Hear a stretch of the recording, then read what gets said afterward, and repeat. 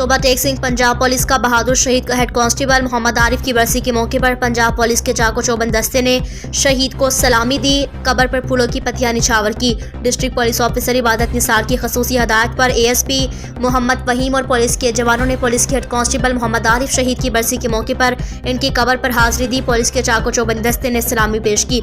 शहीद के सारो सवाब के लिए फातिया खाने की गई, फूलों की पत्तियां निछावर की गई। पुलिस तर्जमान के मुताबिक head constable Mohammad Arif police party के हमरा मुल्जिमान की गिरफ्तारी के लिए थाना सदर मियां चन्नू गए थे, जहां मुल्जिमान की जवाबी फायरिंग से हेड कांस्टेबल मोहम्मद आरिफ शहीद हो गए। शहीद की 3 बेटियां और 3 बेटे हैं। शहीद की बरसी के मौके पर हम अहद करते हैं शुहदा की फैमिलीज को कभी तनहा नहीं छोड़ेंगे। शहीद आरिफ की बरसी के मौके पर पुलिस की जानिब से शहीद की फैमिली को गिफ्ट भी दिए गए।